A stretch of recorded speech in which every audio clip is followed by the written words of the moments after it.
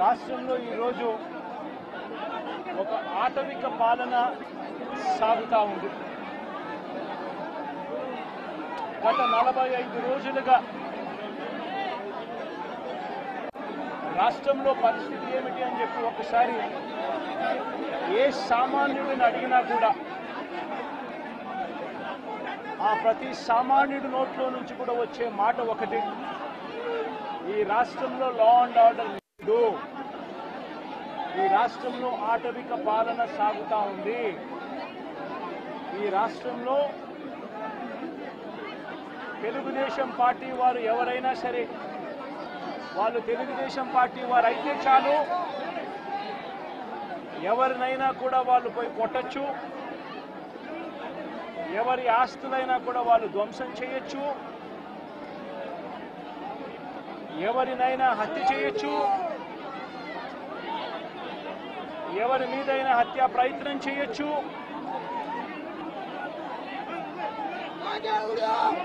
వాళ్ళు ఏమి చేసినా కూడా పోలీసులు ప్రేక్షక పాత్ర మాత్రమే పోషిస్తారు.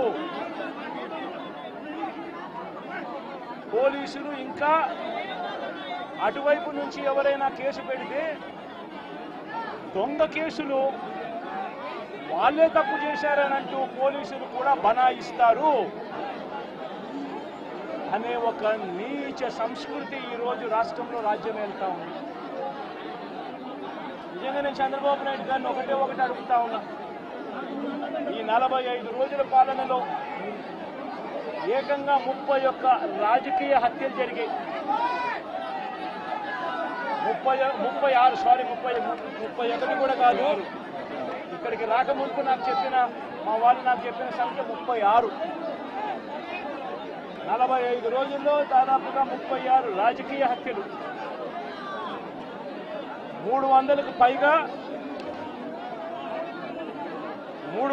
పైగా హత్యాయత్నాలు, 300కు పైగా హత్యాయత్నాలు. తెలుగుదేశం పార్టీ వాళ్ళ వేధింపులు భరించలేక 35 మంది ఆత్మహత్యలు చేసుకున్న పరిస్థితులు రాష్ట్రంలో ఉన్నాయి. 560 చోట్ల ప్రైవేట్ ఆస్తులను ధ్వంసం చేశారు. ఇంట్లో చొరబడుతున్నారు, ఆస్తులను ధ్వంసం చేస్తా ఉన్నారు, షాపులను కాల్చేస్తా ఉన్నారు. వైఎస్ఆర్సీపీ సానుభూతి పరుల చీనీ చెట్లను నరికేస్తా ఉన్నారు. ఇటువంటి ప్రైవేట్ ఆస్తులు 560 చోట్ల ప్రైవేట్ ఆస్తులను ధ్వంసం చేశారు. 490 చోట్ల ప్రభుత్వ ఆస్తులను ధ్వంసం చేశారు. 490 చోట్ల ప్రభుత్వ ఆస్తులను ధ్వంసం చేశారు.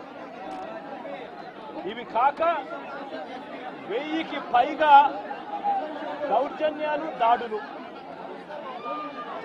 1000కి పైగా దౌర్జన్యాలు, దాడులు. ఈ 45 రోజుల్లో తెలుగుదేశం పార్టీ అధికారంలోకి వచ్చిన తర్వాత ఈ రాష్ట్రంలో ఇది లా అండ్ ఆర్డర్ పరిస్థితి. నేను అడుగుతా ఉన్నాను, ఒకసారి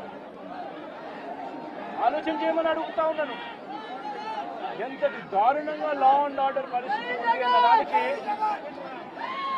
నిదర్శనము ఈ రషీద్ కేసే ఒకటి తీసుకోండి, కావాలంటే రషీద్ కేసే ఒకటి కావాలంటే తీసుకోండి. ఇదే వినుకొండకు ఇంతకు ముందు ఎస్పీగా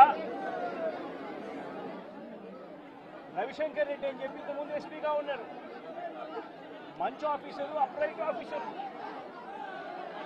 ఎన్నికల వేళ వీళ్ళకున్న పలుకుబడితో ఆ ఆఫీసర్ను తప్పించేశారు. తర్వాత వీళ్ళకు కావలసిన అధికారిని బిందు మాధవ్